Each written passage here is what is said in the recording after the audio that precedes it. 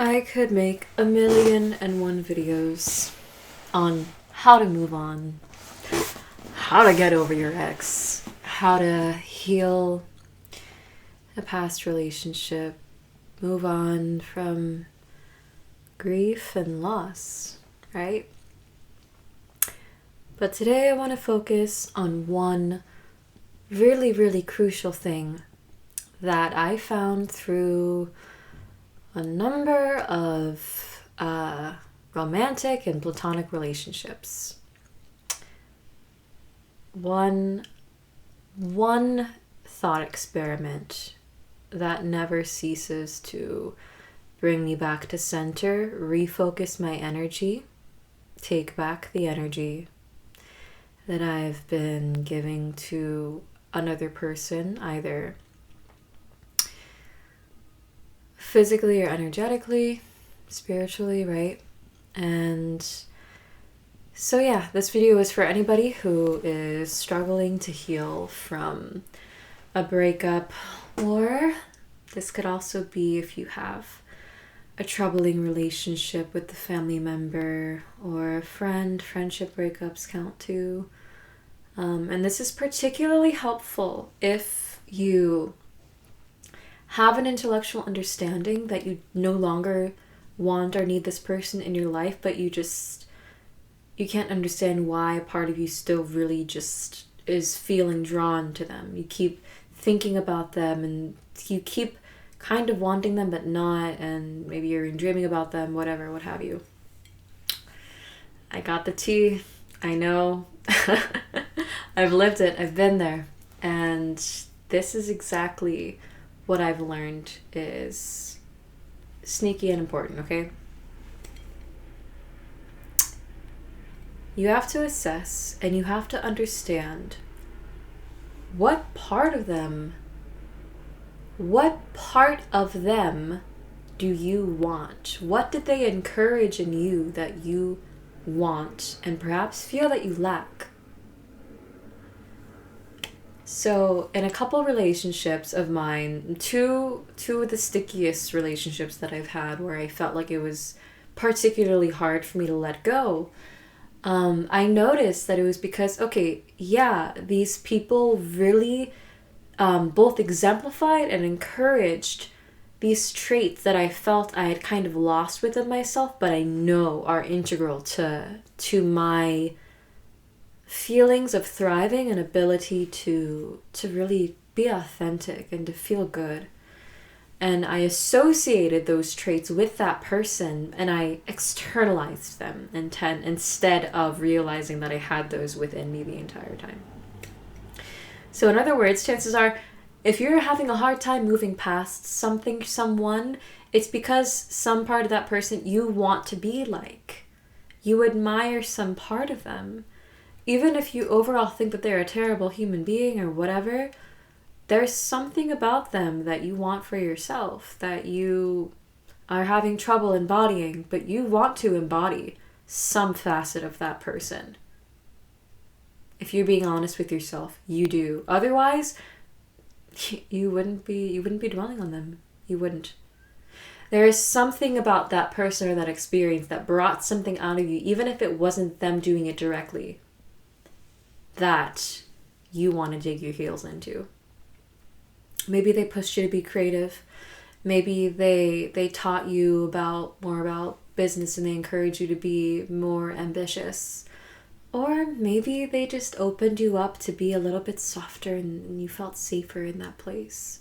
And perhaps you feel like with them not being there, it's like they took that from you. They took your ability to trust. They took your ability to be safe. They took your ability to be creative, to be ambitious. That's not true. It's not true. Babe, they can't take anything from you. They didn't give you anything. If all it took was their presence in your life to do something, you never needed them to begin with to access that. Nobody is going to bring something out of you that isn't already there. Nobody will ever bring something out of you that is not already there. We are reflections Our relationships are mirrors. We are mirroring each other. That's what's so magical about relationships, is that they allow us to see parts of ourselves that perhaps we just didn't before, or that we didn't appreciate before, or that we didn't love or accept before. Oh, this person made it so that I was able to accept my body. This person made it so that I was able to feel good enough and safe enough to express myself.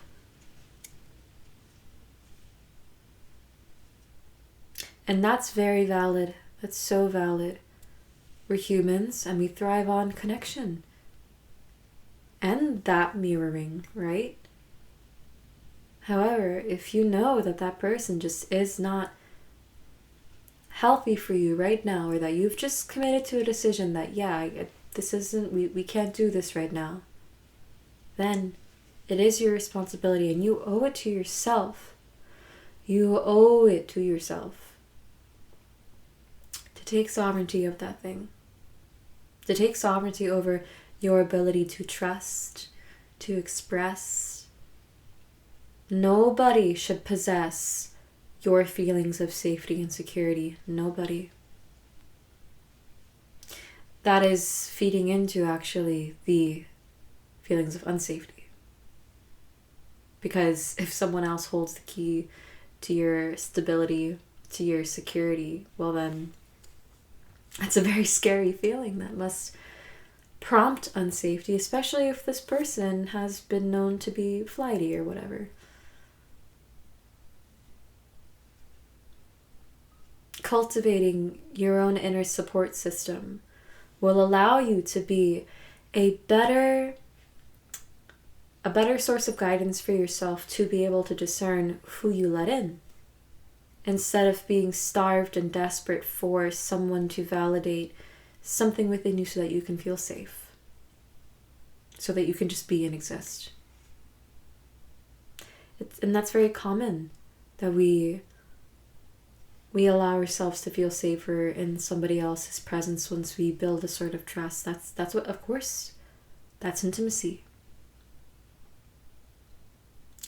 But it's not that person's fault. It is not just in and of that person in which you were able to feel safe and supported. That was your experience. They didn't have your experience. You had your experience. And so owning that and embodying that,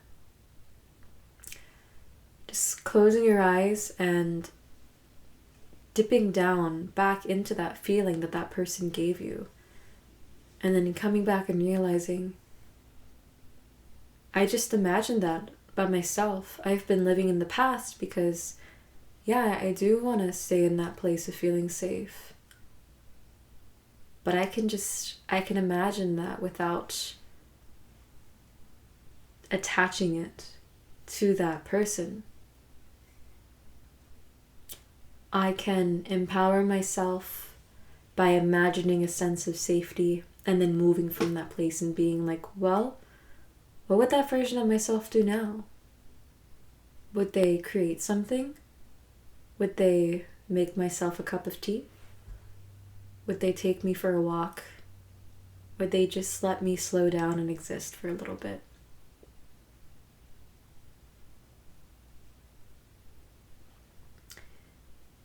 Your ability to have compassion for yourself is never somebody else's fault or somebody else's experience. Nobody can give that experience to you. You are capable of owning and embodying that experience. It's yours, and it's yours to keep. I hope this was helpful to somebody, even if it was just one person. I'm sending so much love your way, and if this was an enjoyable space for you to be in, I would love to see you back again. So please do consider subscribing, liking this video so that I know it was helpful. leaving a comment. You can say anything you want. My ears are open. With that, I bid thee adieu, and I'll see you soon.